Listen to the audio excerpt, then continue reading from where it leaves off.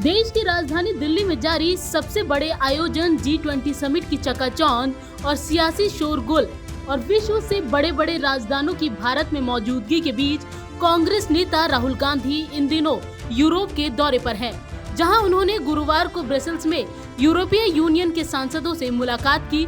राहुल की इन सांसदों से मुलाकात को एल्विना अल्मेत्सा ने होस्ट किया। उनके साथ पियरे लारोतुरो भी थे। वहीं 8 सितंबर यानी जिस दिन भारत में दुनिया भर के शीर्ष नेता G20 समिट में शामिल होने के लिए भारत पहुंच रहे हैं, राहुल गांधी ने ब्रसेल्स में एक प्रेस कॉन्फ्रेंस की, जिसमें उन्होंने रूस यूक्रेन जंग पर देश की मोदी सरकार के रुख का समर्थन कर सबको चौंका दिया। आप भी सुनिए राहुल ने आखिर इस मुद्दे पर भारत सरकार के समर्थन के पीछे की वजह क्या बताई। The opposition by and large would agree with India's position, current position on the conflict. We have a relationship with Russia, and I don't think the opposition would have a different view than what the government is currently proposing. इस दौरान रूस और America दोनों देशों के साथ संबंधों से जुड़े एक सवाल पर राहुल ने कहा, भारत एक बड़ा देश है, हमारे कई देशों के साथ संबंध और पार्टनरशिप हैं। भारत का हक है कि वो जिससे चाहे उससे रिश्ते रख सकता है। वहीं राहुल गांधी से जब G20 में मल्लिकार्जुन खड़गे को न्योता न मिलने पर सवाल किया गया, तो उन्होंने इस पर केंद्र सरकार पर एक बार फिर से विदेशी जमीन से हमला बोला और साफ कहा कि सरकार ने ये फैसला लिया है, इससे साबित होता है कि वो देश की 60% जनता का नेतृत्व करने वालों को महत्व नहीं देना चाहते। No, what's contrary about it? I mean, they've decided not to invite the leader of the opposition.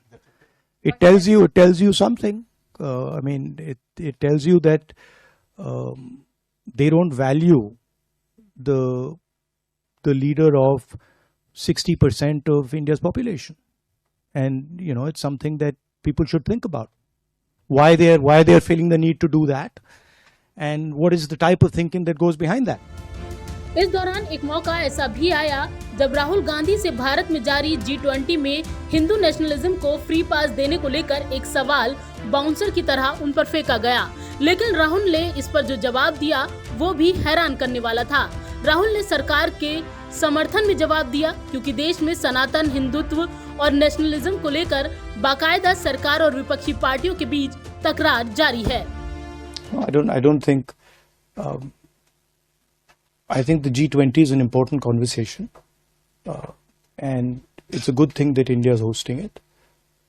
Of course, there are issues in India that we raise, but I think the framing that are they giving them a free pass is not exactly correct. इस दौरान राहुल ने European सांसदों के साथ हुई उनकी meeting पर साफ किया कि वो एक इंटरैक्टिव सेशन था, एक्सचेंज ऑफ आइडिया थे।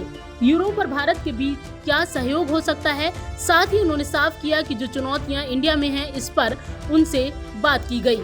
आपको बता दें कि राहुल का ये इस साल का तीसरा विदेशी दौरा है। इससे पहले वो मार्च में ब्रिटेन और जून में अमेरिका के दौरे पर गए थे।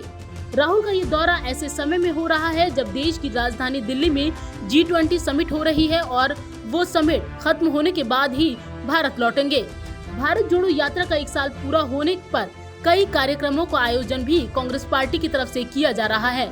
राहुल गांधी इन कार्यक्रमों में भी शामिल नहीं होंगे। बीते 9 साल में राहुल की 22 विदेश यात्राएं विवादित और सोशल मीडिया पर चर्चा में रही हैं, क्योंकि कई बार वो विदेशी धरती पर भारत सरकार और देश की नीतियों पर हमला बोलते नजर आए हैं।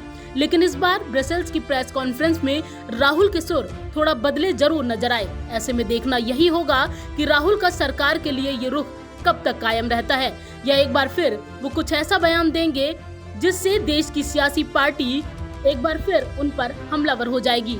नवोदय टाइम्स के लिए संगीता सिंह की रिपोर्ट, दिल्ली।